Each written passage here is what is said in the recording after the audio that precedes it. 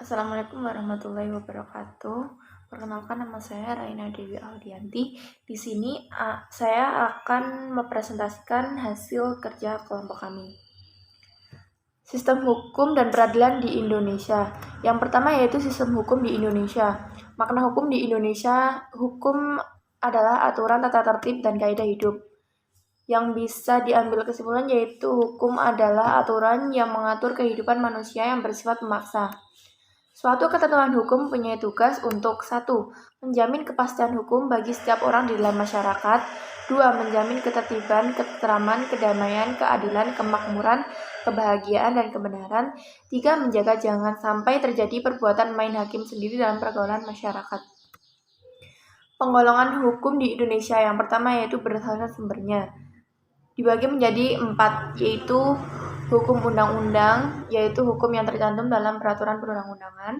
Yang kedua yaitu hukum kebiasaan, hukum yang terletak dalam peraturan-peraturan kebiasaan. Yang ketiga yaitu hukum traktat, yaitu hukum yang ditetapkan oleh negara di dalam suatu perjanjian antar negara. Yang keempat yaitu hukum jurisprudensi, yaitu hukum yang terbentuk karena keputusan hakim. Dan yang berdasarkan tempat berlakunya hukum dibagi menjadi 4, yaitu nasional, yaitu hukum yang berlaku dalam masyarakat suatu negara. Yang kedua internasional, yaitu hukum yang mengatur hubungan-hubungan antar negara dalam suatu internasional. Hukum asing, yaitu hukum yang berlaku wilayah negara lain. Hukum gereja, yaitu kumpulan norma yang berlaku ditetapkan oleh gereja untuk para umatnya. Berdasarkan bentuknya yaitu ada 3. Yang pertama tertulis, yang dimodifikasi yaitu hukum yang disusun secara lengkap, sistematis, teratur, dan dibukukan sehingga tidak perlu lagi peraturan pelaksanaan, misalnya KUH Pidana, KUH Perdata, dan KUH Dagang. Yang kedua yaitu hukum tertulis yang dikodifikasi, yaitu hukum yang meskipun tertulis tetapi tidak disusun secara sistematis, tidak lengkap, masih terpisah-pisah sehingga masih memerlukan peraturan pelaksanaan dalam penerapan, misalnya undang-undang, peraturan pemerintahan, dan keputusan presiden.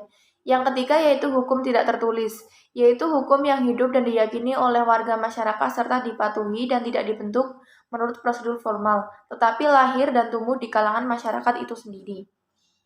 Berdasarkan waktu berlakunya ada 2, yaitu ius constitutum, yaitu hukum yang berlaku sekarang bagi suatu masyarakat tertentu dalam suatu daerah tertentu. Misalnya Undang-Undang Dasar Negara Republik Indonesia tahun 1945, Undang-Undang RI Nomor 12 tahun 2006 tentang Kewarganegaraan Republik Indonesia. Yang kedua yaitu ius constituendum, yaitu hukum yang diharapkan berlaku pada waktu yang akan datang, misalnya rancangan undang-undang. Berdasarkan cara mempertahankan yaitu ada hukum material, yaitu hukum yang mengatur hubungan antara anggota masyarakat yang berlaku umum tentang hal-hal yang dilarang dan dibolehkan untuk dilakukan, misalnya hukum pidana, hukum perdata, hukum dagang, dan sebagainya. Yang kedua yaitu hukum formal, yaitu hukum yang mengatur bagaimana cara mempertahankan dan melaksanakan hukum material, misalnya hukum acara pidana, hukum acara perdata, dan sebagainya. Hukum berdasarkan sifatnya, yaitu hukum yang memaksa, yaitu hukum yang dalam keadaan bagaimanapun juga harus mempunyai paksaan mutlak. Misalnya melakukan pembunuhan, maka sanksinya secara paksa wajib dilaksanakan. Yang kedua yaitu hukum yang mengatur, yaitu hukum yang mengatur hubungan antara individu yang berlaku apabila yang bersangkutan tidak menggunakan alternatif lain yang dimungkinkan oleh hukum. Misalnya ketentuan dalam pewarisan AB Instento, pewarisan berdasarkan undang-undang. Hukum berdasarkan wujudnya yaitu hukum objektif, yaitu hukum yang mengatur hubungan antara 2 orang atau lebih yang berlaku umum. Dengan kata lain, hukum dalam suatu negara yang berlaku umum dan tidak mengenai orang atau golongan. Yang kedua yaitu hukum subjektif, yaitu hukum yang timbul dari hukum objek berlaku terhadap seorang atau lebih. Hukum subjek sering disebut dengan juga hak. Yang terakhir yaitu hukum berdasarkan isinya. Yang pertama publik, yaitu hukum yang mengatur hubungan antara negara dengan individu atau warga negara yang menyangkut kepentingan umum. Hukum publik terdiri atas pidana, yaitu mengatur tentang pelanggaran dan kejahatan, memuat larangan dan sanksi. Hukum negara, yaitu mengatur hubungan antara negara dan bagian-bagiannya. Yang ketiga yaitu hukum tata usaha negara administratif, yaitu mengatur tugas kewajiban pejabat negara. Yang keempat yaitu hukum internasional, yaitu mengatur hubungan antar negara seperti hukum perjanjian internasional, hukum perang internasional, dan sebagainya. Yang kedua yaitu hukum privat atau sipil, yaitu hukum yang mengatur hubungan antara individu satu dengan individu lain, termasuk negara sebagai pribadi. Hukum privat terdiri atas hukum perdata, yaitu hukum yang mengatur hubungan antara individu secara umum, contoh hukum keluarga, hukum kekayaan, hukum waris, hukum perjanjian, dan hukum perkawinan. Yang kedua yaitu hukum perniagaan atau dagang, yaitu mengatur hubungan antara individu dalam perdagangan, contoh hukum jual beli, hutang piutang, mendirikan perusahaan dagang, dan sebagainya. Tata hukum di Indonesia. Tata hukum di Indonesia ditetapkan oleh masyarakat hukum. Oleh karena itu, tata hukum di Indonesia ada ketika negara Indonesia diproklamasikan pada tanggal 17 Agustus 1945. Hal tersebut bisa dilihat dalam satu proklamasi kemerdekaan. Kami bangsa Indonesia dengan ini menyatakan kemerdekaan. Yang kedua yaitu pembukaan Undang-Undang Dasar Negara Republik Indonesia tahun 1945 atas berkat rahmat Tuhan Yang Maha Kuasa dan dengan didorongkan oleh keinginan Luhur supaya berkehidupan kebangsaan bebas, maka rakyat Indonesia menyatakan dengan ini kemerdekaannya. Kemudian dari itu disusunlah kemerdekaan kebangsaan Indonesia dalam suatu Undang-Undang Dasar Negara Indonesia yang terbentuk dalam suatu susunan negara Republik Indonesia yang berketuhanan rakyat dengan berdasarkan tujuan hukum, yaitu yang pertama menegakkan kebenaran dan keadilan, yang kedua yaitu mencegah tindakan sewenang-wenang, yang ketiga yaitu melindungi hak asasi manusia, yang keempat yaitu menciptakan suasana yang tertib, tentram, aman, dan damai. Assalamualaikum warahmatullahi wabarakatuh. Kenalkan, nama saya Rizky Faizal Aziz. Di sini saya akan mempresentasikan tentang sistem peradilan di Indonesia. Makna peradilan di Indonesia.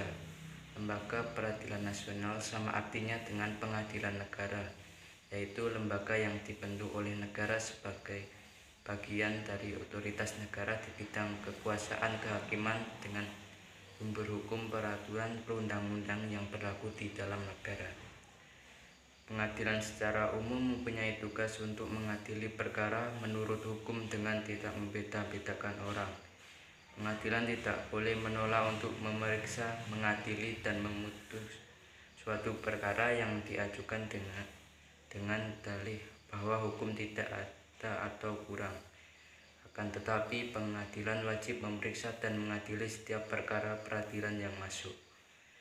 Dasar hukum lembaga peradilan. Pertama, Pancasila, terutama sila kelima, yaitu keadilan sosial bagi seluruh rakyat Indonesia. Yang kedua yaitu Undang-Undang Dasar Negara Republik Indonesia tahun 1945, Bab 9 Pasal 24 ayat 2 dan 3, yaitu kekuasaan kehakiman dilakukan oleh Mahkamah Agung dan peradilan yang berada di bawahnya dalam lingkungan peradilan umum, lingkungan peradilan agama, lingkungan peradilan militer, lingkungan peradilan tata usaha negara, dan oleh sebuah mahkamah konstitusi, badan-badan lain yang fungsinya berkaitan dengan kekuasaan kehakiman diatur dalam undang-undang. Ketiga, Undang-Undang Republik Indonesia Nomor 3 Tahun 1997 tentang Pengadilan Anak. Yang keempat, Undang-Undang Republik Indonesia Nomor 31 Tahun 1997 tentang Pengadilan Militer. Yang kelima, Undang-Undang Republik Indonesia Nomor 26 Tahun 2000 tentang Pengadilan Hak Asasi Manusia. Yang keenam yaitu Undang-Undang Republik Indonesia Nomor 14 Tahun 2002 tentang Pengadilan Pajak. Yang ketujuh yaitu Undang-Undang Republik Indonesia Nomor 24 Tahun 2003 tentang Mahkamah Konstitusi. Klasifikasi lembaga peradilan. Peradilan sipil. Pertama, peradilan umum. Pengadilan negeri berkedudukan di ibu kota kabupaten atau kota. Pengadilan tinggi berkedudukan di ibu kota provinsi. Mahkamah Agung berkedudukan di ibu kota negara.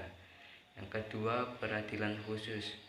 Peradilan agama. Pengadilan agama yang berkedudukan di ibu kota kabupaten atau kota. Pengadilan Tinggi Agama yang berkedudukan di Ibu Kota Provinsi, Peradilan Syariah Islam di Provinsi Nangro Aceh Darussalam, Peradilan Tata Usaha Negara, Pengadilan Tinggi Tata Usaha Negara yang berkedudukan di Ibu Kota Provinsi, Pengadilan Tata Usaha Negara yang berkedudukan di Ibu Kota Kabupaten atau Kota, Mahkamah Konstitusi. Peradilan Militer yang pertama Peradilan Militer, yang kedua Peradilan Militer Tinggi, yang ketiga Peradilan Militer Utama, yang keempat Peradilan Militer Pertempuran. Perangkat lembaga peradilan. Perangkat lembaga peradilan yang pertama ada peradilan umum, kedua ada peradilan agama, ketiga peradilan tata usaha negara. Tingkatan lembaga peradilan. Pengadilan tingkat pertama yaitu atau disebut pengadilan negeri. Kekuasaan hukum meliputi satu wilayah, kabupaten atau kota. Dibentuk berdasarkan keputusan presiden. Pengadilan tingkat kedua atau pengadilan tinggi. Kekuasaan hukum meliputi satu provinsi. Dibentuk dengan undang-undang. Ketiga, kasasi oleh Mahkamah Konstitusi. Peran lembaga peradilan. Lingkungan peradilan umum. Pasal 20 ayat 2 Undang-Undang Republik Indonesia Nomor 48 Tahun 2009 disebutkan bahwa Mahkamah Agung mempunyai wewenang antara lain sebagai berikut. Nomor 1, mengadili pada tingkat kasasi terhadap putusan yang diberikan pada tingkat terakhir oleh pengadilan di semua lingkungan peradilan yang berada di bawah Mahkamah Agung. Kedua, menguji peraturan perundang-undang di bawah undang-undang terhadap undang-undang.